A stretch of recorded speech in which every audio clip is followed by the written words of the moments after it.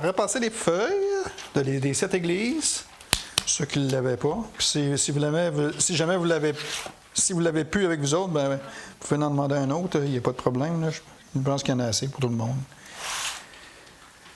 C'est ça. Aujourd'hui, on est rendu dans quelle église? Smyrne. Smyrne. Bon, c'est ça. Avant de commencer aujourd'hui, j'aimerais vous revenir sur une chose que j'ai dit la dernière fois, puis que je me suis trompé. Pardon? Hein? Ah non, hein? Non, c'est au sujet des... J'ai rechecké beaucoup les commentateurs par rapport à ce que je disais que les églises à travers les siècles, que les 7 églises, c'est comme aussi les églises à travers les siècles. Puis j'avais dit que je n'étais pas d'accord avec ça. Mais j'ai vérifié d'autres commentateurs, puis il y en a plusieurs qui s'accordent pour dire que on les verrait effectivement à travers les âges. Comme Spurgeon, il y a Matthew Henry, William Cady et d'autres théologiens partagent cette même vision en période historique typifiée par les églises. Je corrige mon erreur de mon dernier message à ce sujet. Puis aujourd'hui, par contre, j'aimerais vous expliquer aujourd'hui, vous donner un aperçu de l'Église vivant dans un monde païen, dans un environnement hostile. C'est précisément ce que nous trouvons dans les 3 premiers chapitres de l'Apocalypse.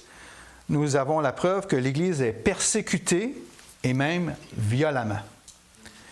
Au chapitre 1 de l'Apocalypse, alors que ce livre se déroule et que Jean se présente au verset 9, il déclare « Moi, Jean, votre frère, avec qui je participe à la tribulation, au royaume et à la persévérance qui sont en Jésus, j'étais sur l'île appelée Patmos à cause de la parole de Dieu et du témoignage de Jésus. » Jean, le dernier apôtre vivant, vivait à l'époque de la dernière décennie au 1er siècle. Fidèle à sa mission d'apôtre, de prédicateur et d'évangéliste, il a été utilisé par le Seigneur pour guider les églises d'Asie mineure, l'actuelle Turquie. Mais au début de l'Apocalypse, Jean est exilé, comme on a vu. Il a été envoyé sur l'île qui est une prison, un lieu d'exil, une colonie pénitentiaire, vivant sur un rocher en Méditerranée où l'on concasse de la pierre, où l'on effectue des travaux forcés, sans espoir de s'échapper. Jean explique sa présence là-bas pour 2 raisons. J'ai perdu. OK, ouais. La parole de Dieu est le témoignage de Jésus. Il proclama fidèlement la parole de Dieu et l'évangile du Seigneur Jésus-Christ. Cela signifie que Jean fut persécuté. Il était sans doute la figure la plus importante de l'Église d'Asie mineure, au nombre de 7 mentionnés dans le premier chapitre, verset 11, 7 villes situées sur la route postale traversant l'ancienne Asie mineure aux 7 églises, une dans chacune de ces villes. On va prier. Merci Seigneur, merci pour ta parole, merci pour tout ce que tu nous montres, Seigneur. Puis j'aimerais que tu viennes vraiment nous ouvrir, Seigneur, nos yeux, c'est-à-dire d'essayer qu'on puisse vraiment voir profondément dans ta parole, Seigneur, que tu enlèves le voile en avant de nous qui nous empêche de voir vraiment, puis qu'on puisse voir vraiment en profondeur les choses cachées qui sont dans ta parole, Seigneur. Puis révèle-les-nous à nos cœurs, puis fortifie-nous dans tes voies, Seigneur, au nom de Jésus. Amen. Bon, si le grand apôtre avait été persécuté, les croyants l'étaient aussi. C'est pourquoi, dans le chapitre 2 et 3, nous trouvons des lettres de notre Seigneur lui-même à ces 7 églises. Des lettres précises qui nous éclairent sur leur nature, leur situation et le message que notre Seigneur leur adressait. La plupart des églises ont reçu une condamnation très sévère, 5 d'entre elles. 2 y ont échappé. Dans le cas de ces 2 d'entre elles, l'église de Smyrne et l'église de Philadelphie, aucune réprimande n'a été formulée.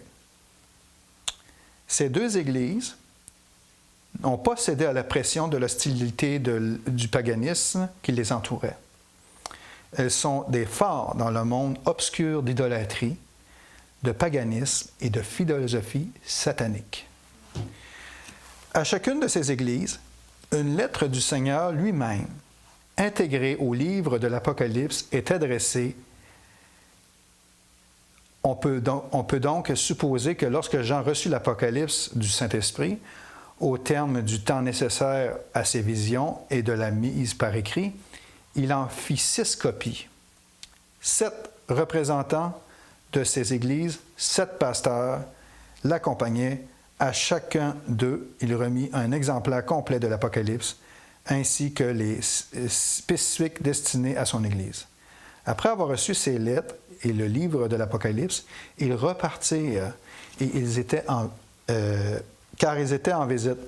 On ignore les détails de leur séjour là-bas, mais ils ont été porter les lettres pour qu'ils puissent recevoir ce que le Seigneur avait à leur dire, puis aussi toute la révélation au sujet de l'Apocalypse. Le contexte est celui de la persécution dans ce qu'on va voir aujourd'hui. Mais il semble que l'une des églises ait subi les persécutions les plus intenses. À la simple lecture des 7 lettres, il apparaît que Smyrne était la plus persécutée d'entre elles. Pourquoi? Peut-être que les 5 autres églises qui ne semblent pas avoir été particulièrement persécutées ne l'ont pas été parce qu'elles ont, d'une manière ou d'une autre, capitulé.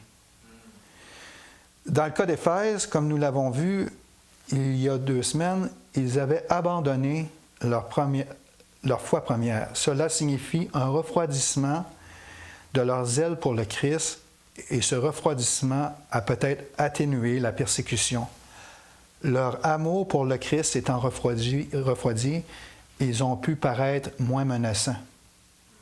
Les autres églises qui ne semblaient pas persécutées étaient celles qui avaient conclu un compromis confortable avec le monde, celles qui toléraient le péché, celles qui étaient spirituellement apathiques.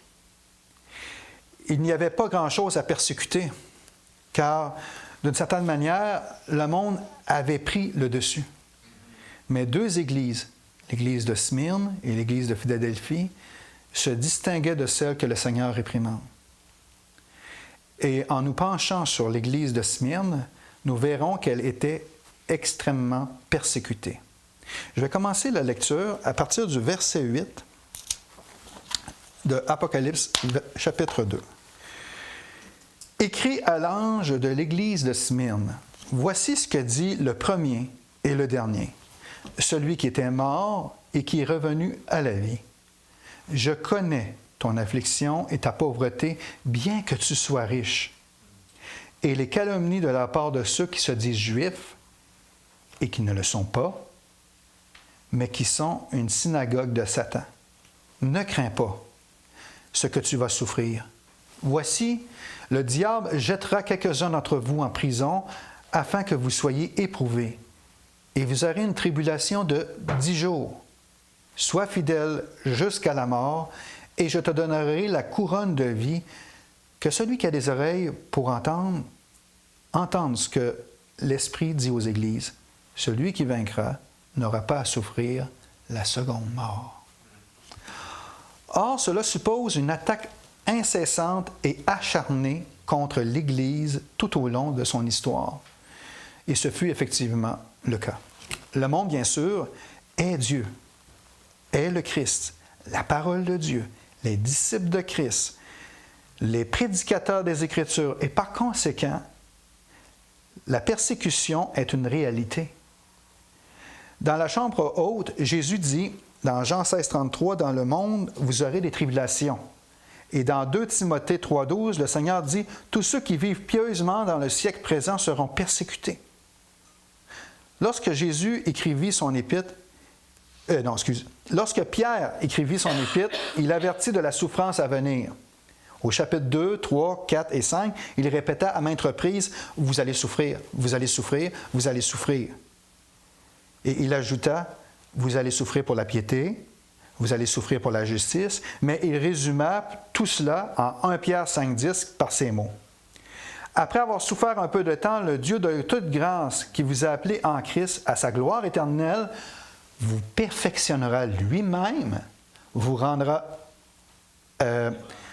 vous perfectionnera lui-même, vous affermira, vous fortifiera et vous rendra inébranlable. C'est lui qui va le faire encore là. Puis ça, c'est vraiment important qu'on considère ça parce que la souffrance, OK, il faut persévérer dans la souffrance, là je dis faux, là, mais faut persévérer dans la souffrance, il faut être... en tout cas, mais Dieu, dans ça, va nous rendre inébranlables. C'est lui qui va le faire en nous, c'est pas nous, là. Je dis il faut, mais en réalité, c'est pas nous qui va le faire, là, parce que c'est à lui que ça revient, cette gloire-là, c'est pas à nous, là. Puis, humainement parlant, là, c'est impossible qu'on puisse accomplir ça nous-mêmes, là. Être capable d'être persévérant dans l'épreuve, être capable de tout subir ça sans contrainte. C'est vraiment... Puis vous allez voir, parce que c'est vraiment historique ce que je vais vous emmener au cours de ce que je vais vous emmener aujourd'hui. Puis vous allez voir, à travers tous ceux qui ont vécu à Smyrne, à quel point ils ont souffert, qui ont persévéré dans l'épreuve. Puis c'est vraiment un exemple qu'on a aujourd'hui dans ce... que le Seigneur peut nous faire suivre si on se confie en lui et qu'on a une relation vraiment personnelle avec lui. Puis je crois que l'Église de Smyrne, c'est ça qu'il y avait en particulier. Il y avait vraiment une relation intime avec lui. Puis c'est pour ça qu'ils ont réussi à persévérer dans l'épreuve, pas par eux-mêmes, mais comme j'ai dit, c'est Dieu qui l'a fait en eux. Puis Pierre le décrit vraiment. C'est lui qui va le faire en vous. Vous savez, en Sibérie, où les chrétiens étaient constamment persécutés, privés d'éducation et de travail, ils vivaient sous surveillance permanente et subissaient des abus des autorités, du communisme athée qui dominait l'Europe de l'Est. Mais là-bas, il y a des chrétiens fervents, dévoués et engagés, des croyances solides, ancrées dans la foi et affermies. Puis c'est encore là, c'est Dieu qui l'a fait en eux. Exactement comme Pierre l'a décrit. Voilà le pouvoir de la souffrance. L'Église de Smyrne, dont nous venons de parler, a été purifiée par la souffrance. Une souffrance qui s'est manifestée sous forme de persécution. Smyrne est une ville réelle du monde antique. C'est la deuxième des 7 mentionnées dans ce chapitre. En Asie mineure, le message sera transmis à ces églises par le messager qui se trouve en présence de Jean et qui les rapportera à l'Église. Smyrne est la prochaine étape sur la route postale depuis Éphèse. La dernière fois, nous avons traité Éphèse, versets 1 à 7. À présent, nous nous intéresserons vraiment à Smyrne. Smyrne se situe à environ 55 à 65 km au nord d'Éphèse. Nous nous dirigeons vers le nord depuis Éphèse. Cette église n'est pas condamnée. Elle a été purifiée et lavée de toute erreur, purifiée et lavée du péché par les souffrances. Le prix à payer pour être chrétien dans cette ville était très élevé. C'était un lieu profondément hostile à l'Évangile de Dieu et à Dieu aussi. Mais Jean ne tarit pas d'éloges sur cette église. C'est ça. Jésus les a encouragés vraiment à travers cette lettre-là. Aujourd'hui, je vais surtout vous parler d'histoire, car je souhaite que vous compreniez l'histoire de ce lieu unique. Historiquement, César était le persécuteur, et ce César, en particulier, était un homme nommé Domitien. Ce dictateur sanguinaire lança de vastes persécutions contre l'Église, de véritables bains de sang. Il les initia dès les premières années de l'Église, au 1er siècle, et elles se propagèrent à travers tout l'Empire romain, puis le royaume de Rome. Elles atteignirent leur paroxysme à Smyrne. C'est à cette Église que cette lettre est adressée. Examinons maintenant ses composantes. L'ange de l'Église est le messager angléos, est le mot grec traduit par messager. Il peut s'agir d'un ange, messager céleste, comme j'ai déjà dit. Il peut tout aussi bien s'agir d'un messager terrestre aussi. Et il est préférable de l'imaginer comme un homme apportant cette lettre et le livre de l'Apocalypse à cette Église. Très probablement un ancien ou un pasteur de la congrégation. Alors Jean reçoit l'ordre d'écrire. Voici ce que dit le premier et le dernier, celui qui était mort et qui était revenu, et qui est revenu à la vie. Dans chaque cas, l'auteur est présenté, on pourrait lire, « Ceci vient du Seigneur Jésus-Christ ». Mais ce n'est pas le cas. Au chapitre 2, verset 1, l'auteur est celui qui tient les 7 étoiles dans sa main droite et qui marche au milieu des 7 chandeliers d'or. Ici, l'auteur est le premier et le dernier, celui qui était mort et qui est revenu à la vie. Au verset 12, l'auteur est décrit comme celui qui tient l'épée acérée à 2 tranchants. Au verset 18, il est décrit comme le Fils de Dieu dont les yeux sont comme des flammes, une flamme de feu et les pieds comme du bronze ardent. Au chapitre 3, verset 1, il est décrit comme celui qui possède les 7 esprits de Dieu et les 7 étoiles. Au verset 7, il est décrit comme celui qui est saint, véritable, qui détient la clé de David, qui ouvre et que personne ne ferme, et qui ferme et que personne n'ouvre. Et dans la dernière lettre, au chapitre 3, verset 14, il est décrit comme l'Amen, le témoin fidèle et véritable, le commencement de la création de Dieu. Et tous ces titres de Christ sont mentionnés au chapitre 1. Ils y figurent tous. Je ne vais pas reprendre ça en détail ici, mais les examiner un par un. L'introduction se lit ainsi. Le premier et le dernier, celui qui était mort et qui est revenu à la vie. Rendez-vous au chapitre 1, verset 17. Notre Seigneur se présente à Jean à la fin du verset 17. « N'aie pas peur, je suis le premier et le dernier, le vivant, j'étais mort, et voici, je suis vivant pour l'éternité, je détiens les clés de la mort et du séjour des morts. » Ainsi, le Christ est introduit à partir de l'image magnifique et incomparable qui lui est donnée au chapitre 1. D'ailleurs, le premier et le dernier est un titre qui est donné à Dieu. Si vous vous référez à Ésaïe 41:4 et 48:12, vous y lirez que Dieu se nomme lui-même le premier et le dernier, le commencement et la fin, l'alpha et l'oméga, l'Éternel, celui qui a toujours été et qui sera toujours le premier et le dernier. Ce titre est repris dans le livre de l'Apocalypse au chapitre 22, verset 13, en référence au Christ. « Je suis l'alpha et l'oméga, le premier et le dernier, le commencement et la fin. » Il s'agit ici de l'éternité de Dieu et de l'éternité de Christ. Ainsi, la lettre vient du Seigneur, de l'Église, de l'Éternel, du Dieu éternel et infini, existant déjà lors de la création et existant encore après la disparition de toutes choses, transcendant le temps et la création, le Dieu éternel, qui est plus est celui qui était mort et qui est revenu à la vie. Vous vous demandez peut-être, si Dieu est éternel, comment peut-il être mort et ressuscité? C'est uniquement par l'incarnation de Jésus-Christ que le Dieu vivant et éternel, au-delà du temps, de l'espace et de l'histoire, existant de toute éternité, est entré dans le temps et l'espace sous la forme du Christ pour mourir et ressusciter.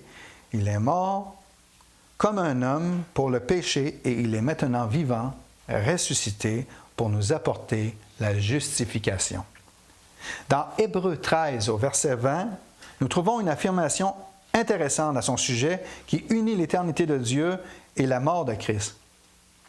Il est dit que le Dieu de paix qui a ramené d'entre les morts le grand pasteur des brebis par le sang d'une alliance éternelle, notre Seigneur Jésus-Christ. Quelle affirmation magnifique! Christ est ressuscité par le sang d'une alliance éternelle. La mort n'a pu le retenir. Le corps de Jésus est mort et est descendu dans la tombe. Le Fils de Dieu, lui, n'est pas mort et par la puissance de cette vie éternelle, il a ressuscité le corps qui était mort. Voici donc l'auteur, nul autre que notre Seigneur lui-même.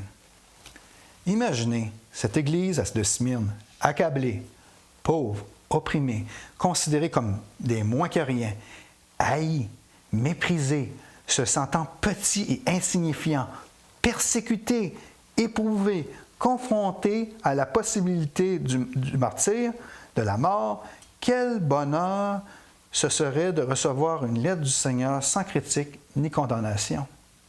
Quel réconfort ce serait, quel encouragement ce serait. Si le Seigneur nous écrivait une lettre aujourd'hui, puis il dirait sais, toutes des bonnes choses de même pour nous encourager, aucune réprimande. Ce serait vraiment une lettre encourageante pour nous, puis vraiment à continuer, puis à persévérer. Puis c'est justement ça qui est arrivé.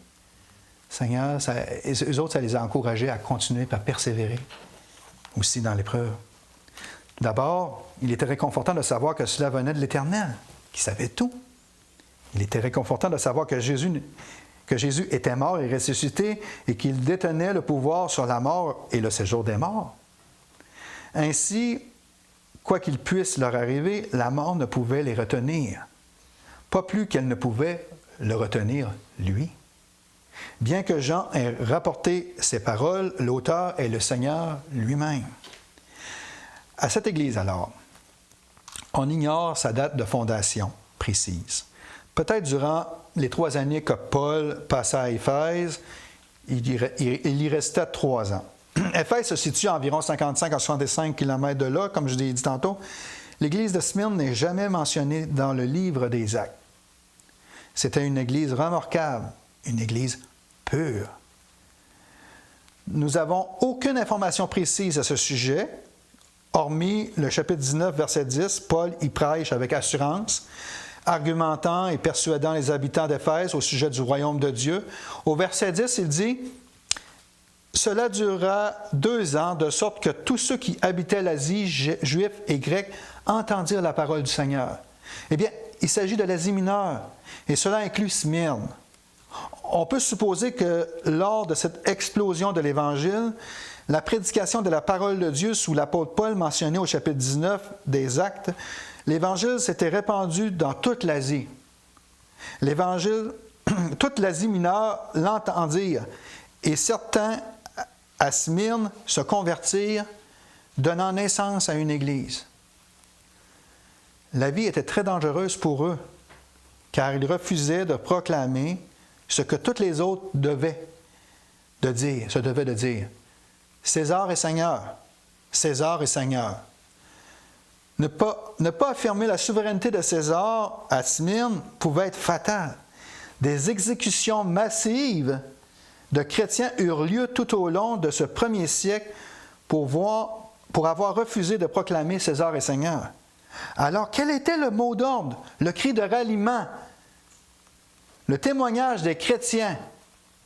Jésus est Seigneur. Et d'affirmer que Jésus est Seigneur était une condamnation à mort. En fait, Smyrne signifie... Savez-vous ce que ça signifie, Smyrne?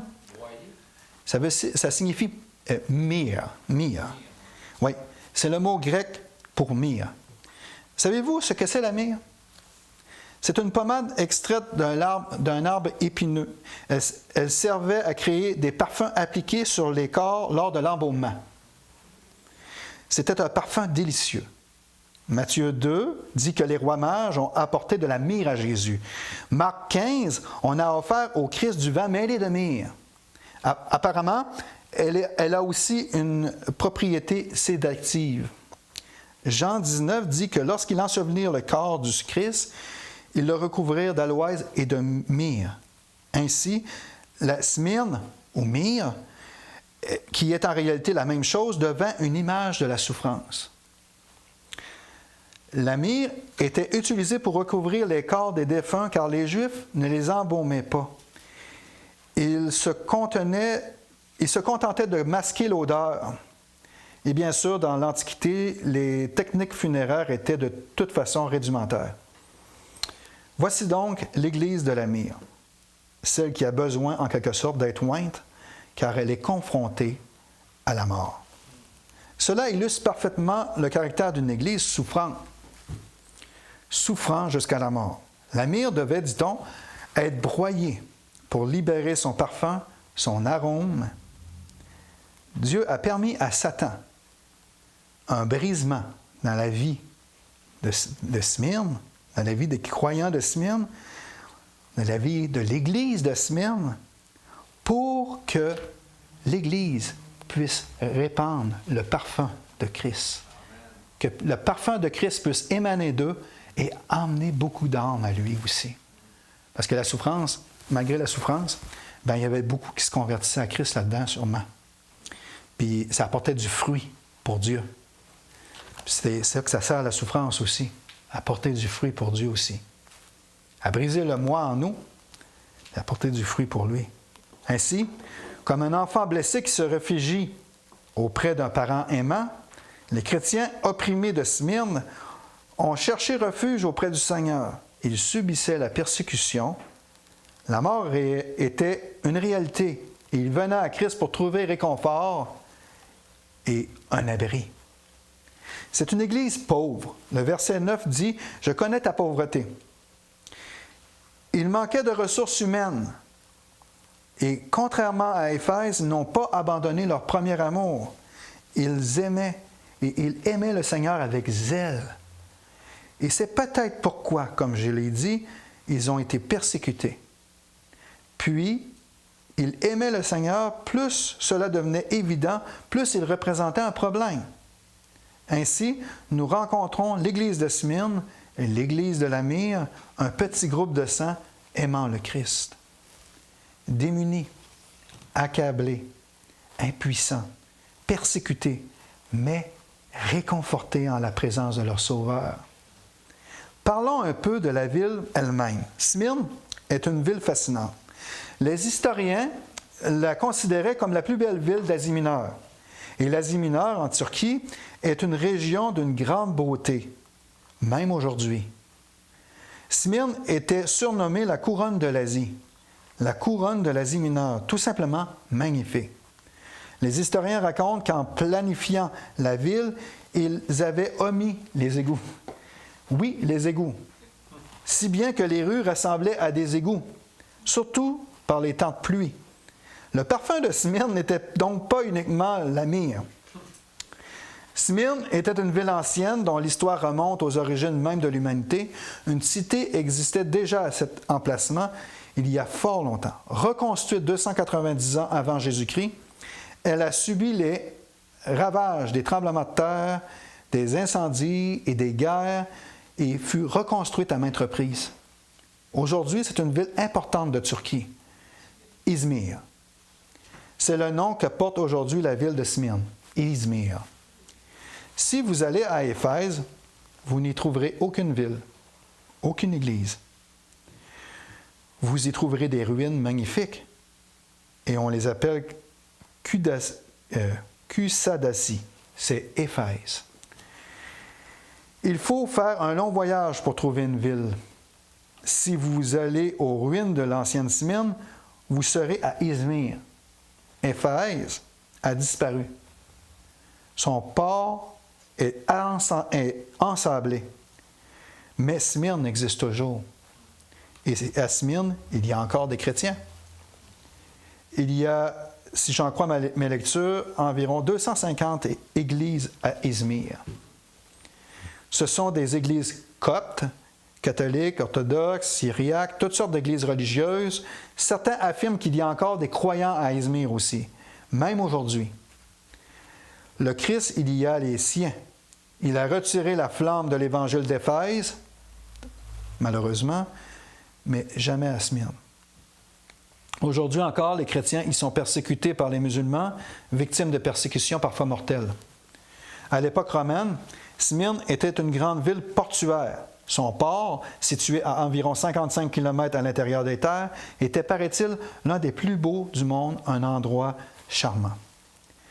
Aristide disait « Les vents soufflent sur toute la ville de Smyrne et la rendent aussi fraîche qu'un bosquet d'arbres », ce qui compensait peut-être en partie le fait que ces vents pouvaient poser problème en l'absence de système d'évacuation des eaux usées. Quoi qu'il en soit, les auteurs antiques parlent en termes élogieux de cette ville. Le cadre était magnifique. Pour certains, c'était la ville idéale au monde. Elle commençait au port et traversait d'étroits contreforts verdoyants. Derrière la ville se dressait Pagos, une colline couverte de temples et de somptueux édifices. C'était un centre scientifique et même un centre médical antique. Smyrne était une ville libre. Elle avait toujours été du côté des vainqueurs lors des guerres civiles romaines et avait ainsi conservé son indépendance.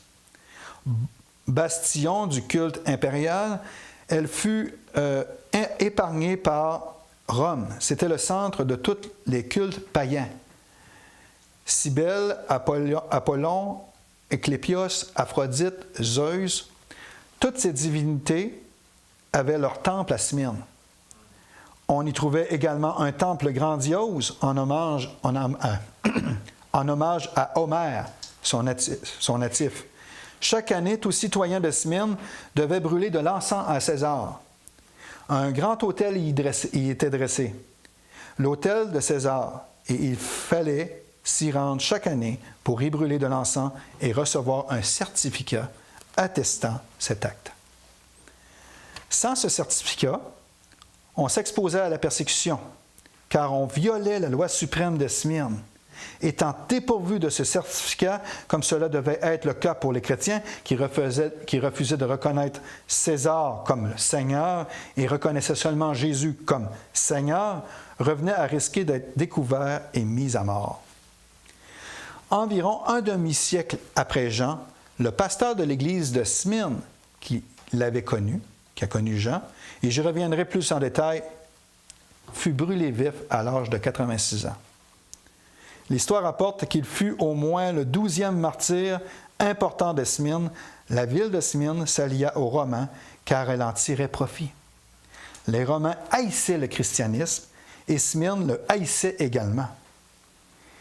Il existait à Smyrne une autre communauté qui haïssait le christianisme, la communauté juive. Les Juifs dénonçaient sans cesse les chrétiens auprès des autorités de Smyrne et incitaient le gouvernement local à les attaquer. Ils subissaient toutes sortes de pressions, mais notre Seigneur leur parle avec bienveillance au verset 9. « Je connais votre tribulation. Je connais votre thlipsis. » Pression. Le mot, votre pression, persécution, écrasement, cela fait écho à la mire. Le mot thlipsis signifie être écrasé, être pressé. Autrement dit, le Seigneur savait ce qu'ils traversaient et leur tribulation. Cela expliquait par 3 raisons. Premièrement, leur opposition au culte de l'empereur. Depuis 2 siècles avant Jésus-Christ, Rome personnifiait Dea Roma, Rome elle-même, sous les traits d'une déesse. Et son autel était érigé à Smyrne aussi. Rome était la déesse et César le Dieu. Smyrne devint un centre de vénération de Rome et de César. On pouvait y proclamer « Nous n'avons d'autre Dieu que César ». Les chrétiens, bien sûr, refusaient d'offrir de l'encens devant l'autel de l'empereur. Un imposant buste de l'empereur s'y trouvait. Ils refusaient de l'appeler Seigneur, ce qui les opposait au gouvernement. L'opposition portait donc sur la question du culte de l'empereur. Deuxièmement, le culte païen lui-même. Il vénérait tous les dieux que j'ai mentionnés précédemment et bien d'autres encore. Temples, fêtes, dieux et déesses par milliers. Or, les chrétiens s'y opposaient. Ils étaient en totale contradiction avec la culture locale. Troisièmement, l'opposition était due aux Juifs. C'était un fait établi. Revenons au verset 9. « Je connais ta tribulation et ta pauvreté, bien que tu sois riche, et les calomnies de la part de ceux qui se disent juifs et ne le sont pas, mais sont une synagogue de Satan. » Autrement dit, je connais le blasphème des Juifs qui sont une synagogue de Satan. Quelle déclaration! Ils avaient toujours été une synagogue de Dieu, toujours. Ils célébraient le fait d'adorer le seul vrai Dieu vivant. Pourtant, ils avaient rejeté le Messie. Et en rejetant leur Messie, le Seigneur Jésus-Christ, le judaïsme, a véritablement démontré qu'ils étaient aussi sataniques que le culte des empereurs ou le culte de tout faux Dieu ou de toute fausse religion. Ils étaient blasphémateurs. Ils se disent juifs, mais ils sont coupables de blasphème. Or, qu'est-ce que le blasphème? Des paroles prononcées contre Dieu, des calomnies contre Dieu. Ils haïssaient le Christ, par conséquent, ils haïssaient Dieu. Ils blasphémaient le Christ, par conséquent, ils haïssaient Dieu. Dans Romains, Au chapitre 2, Paul dit « Tout Israël n'est pas Israël. Tous les Juifs ne sont pas de vrais Juifs. » Autrement dit, ils se disent Juifs, mais ils ne sont pas. Ce ne sont pas des vrais Juifs.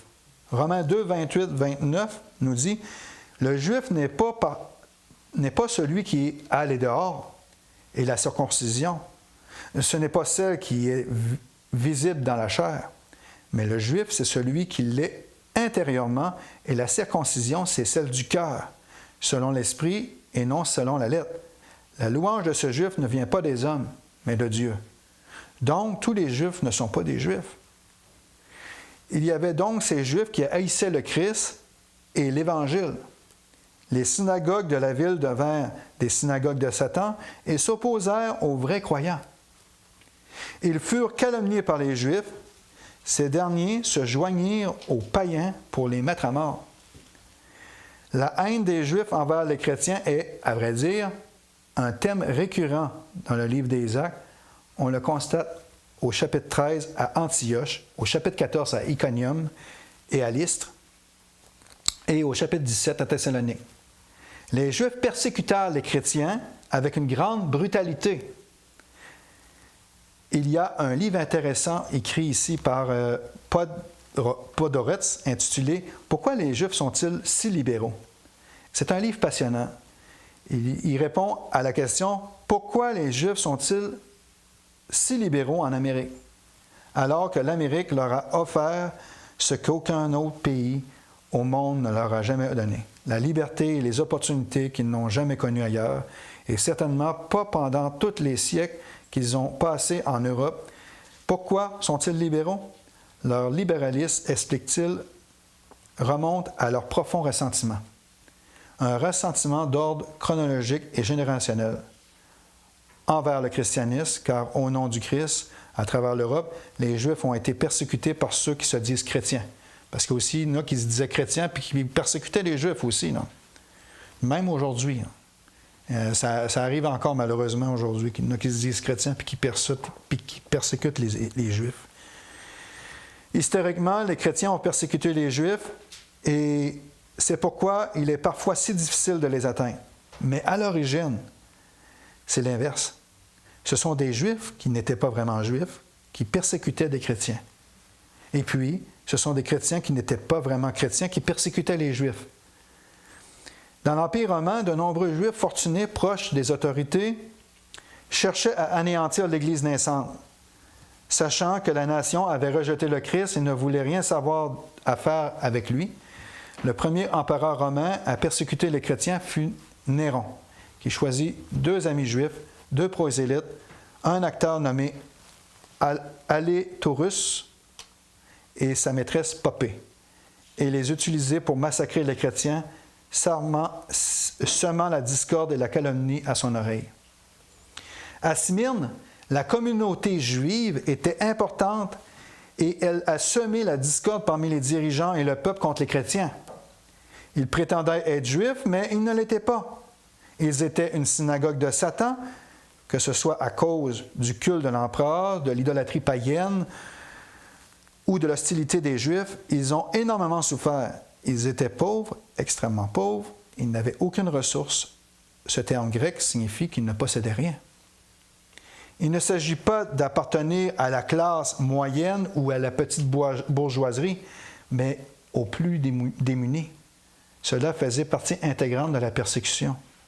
Pour illustrer cela, il y a un grand nom historique qu'il faut retenir. Pour illustrer la haine des chrétiens de Smyrne, l'histoire nous a laissé des détails de la mort de Polycarpe. Celui-là que je vous parlais tantôt, là, qui est mort à 86 ans, brûlé vif, là, c'est lui. Polycarpe connaissait Jean. C'était un de ses disciples. Il a travaillé avec lui dans les églises d'Asie mineure. Polycarpe était le pasteur de l'église de Smyrne, nous disent les historiens. Et Polycarpe a été assassiné en 155 après Jésus-Christ, à l'âge de 86 ans. Je vais vous lire un récit dans une lettre adressée par l'église de Smyrne aux églises du monde chrétien. Il est relaté que des Juifs se joignirent aux païens pour réclamer que Polycarpe le chef chrétien de Smyrne soit jeté au lion ou brûlé vif. Ils furent les premiers à fournir du bois pour le bûcher, ces Juifs-là. Ils ont été les premiers à offrir du bois pour le brûler sur le bûcher et à s'efforcer d'empêcher que la dépouille du martyr ne soit remise à ses amis chrétiens pour y être inhumée. C'était l'époque des jeux publics. La ville était bondée, la foule était en effervescence. Soudain, on criait « Oh, à bas les athées, qu'on recherche Polycarpe !» Sans aucun doute, affirme cet historien, Polycarpe aurait pu s'empêcher, mais il avait déjà fait un rêve où son oreiller brûlait. Et s'étant réveillé pour dire à ses disciples « Je vais mourir brûlé vif ». Une petite esclave, effondrée sous la torture, révéla sa cachette à ses persécuteurs qui vinrent l'arrêter. Même le capitaine des soldats ne souhaitait pas sa mort. Durant le court trajet jusqu'à la ville, il supplia le vieillard. « Quel mal a-t-il fait? Quel mal a-t-il dit? César est Seigneur, à offrir un sacrifice et à sauver sa vie? » Mais Polycarpe était inflexible. Pour lui, seul Jésus-Christ était Seigneur. Il entra dans l'arène. Le proconsul lui laissa le choix encore soit de maudire le nom de Christ et sacrifier à César, ou mourir. Voici ces paroles célèbres. Voilà 86 ans que je le sers et il ne m'a jamais fait de mal. Comment pourrais-je blasphémer mon roi qui m'a sauvé? Le proconsul le menaça de bûcher. Polycarpe répondit, « Tu me menaces d'un feu qui brûle un temps et qui s'éteint aussitôt? Car tu ignores le feu qui attend les méchants au jugement dernier et le châtiment éternel. Qu'attends-tu? Viens, fais ce que tu veux. » Il resta impassible. Alors la foule accourut, portant des bâtons et des ateliers et des bains. Les Juifs, bien qu'ils transgressaient la loi du sabbat, transportant un tel fardeau, étaient les premiers à se joindre au tumulte et à apporter du bois pour le feu. C'est intéressant de voir ça, parce qu'ils ont repris Jésus par rapport à telle affaire, telle affaire, telle affaire, puis ils ont transgressé leur loi par rapport à ça. Ils allaient l'attacher au poteau. « Laissez-moi tel quel, dit Polycarpe, car celui qui me donne la force d'endurer le feu me permettra de demeurer imperturbable dans les flammes, même sans la sécurité que vous me donnez en m'attachant. » Ils le laissèrent donc, les liens lâches, dans les flammes, et là, il mourut pour son Christ. Vous voyez? C'est encore ça que je disais tantôt. Est-ce que Pierre disait là, que c'est lui, il va le rendre inébranlable? C'est exactement ce qu'il a fait. Amen. C'est ça. Un autre ici raconte que quelqu'un, voyant la tranquillité qui régnait, s'approcha de lui et le poignarda pour hâter sa mort. Ce récit est historiquement exact. C'est ce qui est arrivé au pasteur de l'église de Smyrne. Il s'agit de Polycarpe, qui connaissait l'apôtre Jean. Il s'agit de Polycarpe, qui écrivit une lettre à l'église de Philippe. Nous possédons des écrits de cet homme qui témoignent de la vérité prêchée par les apôtres. Cette église était démunie et pauvre. Elle fut calomniée, accusée, emprisonnée et tuée. Polycarpe était en quelque sorte l'accomplissement de ce que le Seigneur avait annoncé. Voyez au verset 10. Ne crains pas ce que tu vas souffrir. Voici le diable jettera quelques-uns d'entre vous en prison, afin que vous soyez éprouvés, et vous aurez une tribulation de 10 jours. Sois fidèle jusqu'à la mort, et je te donnerai la couronne de vie. Il s'agissait d'une église pauvre, comme le dit le verset 9. Mais entre parenthèses, mais vous êtes quoi? Riches. Humainement parlant, matériellement parlant, pauvres. Mais vous êtes riches. Comparez cela avec l'église de Laodicée au chapitre 3, verset 17. Vous dites, « Je suis riche, je me suis enrichi, je n'ai besoin de rien, et vous ne savez pas que vous êtes malheureux, misérables, pauvres, aveugles et nus. » L'église de Smyrne ne possédait rien et était spirituellement riche. L'église de Laodicée possédait tout et était spirituellement pauvre. qui est vraiment riche? Le verset 10 nous dit, « Ne crains pas ce que tu vas souffrir. » Comme le dit le psaume 56, 11, « En Dieu, je mets ma confiance, je ne craindrai rien. » D'autres souffrances sont à venir. Plus précisément, le diable va jeter certains d'entre vous en prison. C'est très précis. Certains d'entre vous iront en prison. Nous n'avons aucune trace écrite de cela. Vous aurez une tribulation de 10 jours. Il pourrait s'agir d'une simple incarcération temporaire de 10 jours ou d'une période de 10 jours durant laquelle tous seraient emprisonnés ou un grand nombre d'entre eux seulement. Ces arrestations se poursuivraient sur une période de 10 jours. Certains commentateurs suggèrent même qu'il ne s'agit pas tant de 10 jours précis que d'une période de persécution. Nous savons qu'elle a duré au moins 50 à 60 ans après la rédaction de la Révélation jusqu'à la mort de Polycarpe. Vous serez persécutés. Soyez fidèles jusqu'à la mort et je vous donnerai la couronne de vie. Soyez fidèles jusqu'à la mort. Vous savez, la Bible nous parle beaucoup de la persévérance jusqu'à la fin, qui mène au salut, n'est-ce pas? Demeurer, autrement dit, demeurer, rester, c'est la grande vérité de la persévérance. Si vous persévérez, vous êtes un véritable croyant. Puis ça encore là, ce n'est pas de nos propres forces, c'est Jésus qui le fait en nous, par la puissance du Seigneur qui est en nous. Les paroles de notre Seigneur me viennent à l'esprit dans Matthieu 24, 13, qui dit « Celui qui persévérera jusqu'à la fin sera sauvé. » Et ce, dans un contexte de persécution. On vous livrera à la tribulation, on vous fera mourir, vous serez haïs de toutes les nations, de faux prophètes se lèveront et séduiront beaucoup de gens parce que l'iniquité se sera accrue, l'amour du plus grand nombre se refroidira. Celui qui persévérera jusqu'à la fin sera sauvé. Celui qui persévérera jusqu'à la fin, la vraie foi survit. La vraie foi demeure. La vraie foi est éprouvée par la persécution. OK, j'ai une question pour vous. Mais est-ce que vous pensez que, comme depuis tantôt que j'en parle, mais je la ramène ici, mais est-ce que c'est de nos propres forces que nous sommes persévérants, que nous traversons les périodes de tribulation victorieusement? Non, bien entendu. Humainement parlant, c'est impossible. Comme ça se produit alors. Comment ça se produit alors? Eh bien, la victoire et la persévérance dans l'épreuve se produisent par la puissance de Jésus en nous, car Jésus nous dit « Je suis ta persévérance, je suis ta victoire ».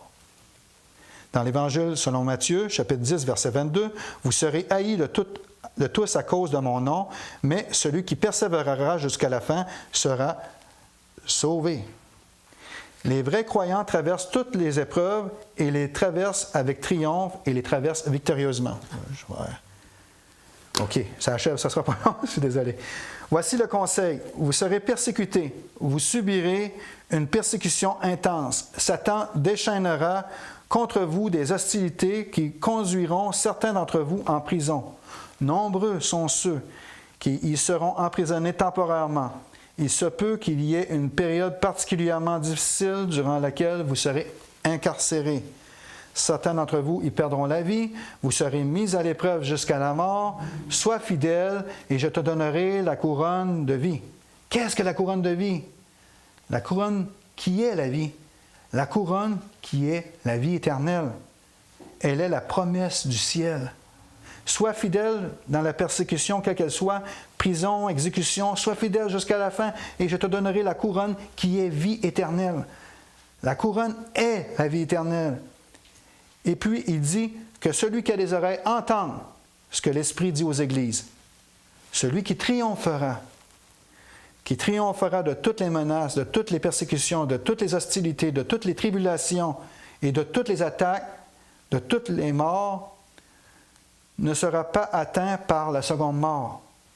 Vous pouvez mourir de la première, la mort physique, vous ne subirez jamais la mort spirituelle parce que vous êtes sauvés. Si vous êtes victorieux, que signifie vaincre? Il nous faut le comprendre pour cela. Revenons à 1 Jean 5. Souvenons-nous, quiconque est né de Dieu triomphe du monde. Et la victoire qui triomphe du monde, c'est notre foi. Qui est celui qui triomphe du monde? Celui qui croit que Jésus est le Fils de Dieu. Si vous avez une foi véritable dans le Seigneur Jésus-Christ, vous triompherez. Vous serez peut-être touché par la mort temporelle, la première mort, si vous voulez, mais vous ne serez jamais touché par la seconde mort. La seconde mort est la mort finale. C'est la mort éternelle. Elle ne vous atteindra pas. Le livre de l'Apocalypse se termine par cette promesse. « Voici, je viens bientôt et ma récompense est avec moi pour rendre à chacun selon ses œuvres. Je suis l'alpha et l'oméga, le premier et le dernier, le commencement et la fin. Heureux ceux qui lavent leurs robes afin d'avoir droit à l'arbre de vie et d'entrer par les portes dans la ville. Vous entrez ainsi pour l'éternité, plutôt dans le chapitre 20, et c'est merveilleux, au verset 12, « Je vis les morts, les grands et les petits qui se tenaient devant le trône. Les livres furent ouverts, et un autre livre fut ouvert, qui est le livre de vie. Et les morts furent jugés selon leurs propres œuvres. D'après ce qui est écrit dans le livre, la mer rendit les morts qui étaient en elle, la mort et le séjour des morts rendit les morts qui étaient en eux, et chacun fut jugé selon leurs œuvres. Puis la mort et le séjour des morts furent jetés dans les temps de feu. C'est la seconde mort, les temps de feu. Vous ne connaîtrez jamais cela. Si vous êtes un véritable croyant, avec une foi qui triomphe de tout cela, même la première mort, vous ne connaîtrez jamais la seconde. Nous rencontrons donc cette pauvre petite Église riche, écrasée, persécutée, exhalant son parfum, victorieuse, finalement martyrisée, emprisonnée, mais éternellement victorieuse, triomphant à jamais, prête à mourir une fois, mais jamais deux. Si vous avez des oreilles, écoutez ce message. Prions. Merci Seigneur, merci pour ta parole. Merci pour tout ce que tu nous as montré aujourd'hui. Merci pour que tu fais toute cette œuvre-là en nous, Seigneur. Tu nous rends persévérants, tu nous rends patients dans l'épreuve, à supporter les épreuves, Seigneur. Moi-même, j'en vis en ce moment, puis je pense qu'il y en a plusieurs ici dans l'Église. On vit certaines épreuves dans nos vies, Seigneur, que ce soit financier, que ce soit quelqu'un qui nous rejette, ou peu importe, Seigneur. Mais tu es toujours là pour nous encourager, puis à nous dire, sois patient jusqu'à la fin. Je te donnerai la couronne de vie. Puis, Seigneur, c'est vraiment une promesse que tu nous accordes de nous donner la vie éternelle. Puis, c'est en toi qu'on se confie, Seigneur, aujourd'hui, puis qu'on veut te rendre toute la gloire. Merci, Seigneur Jésus. Au nom de Jésus. Amen.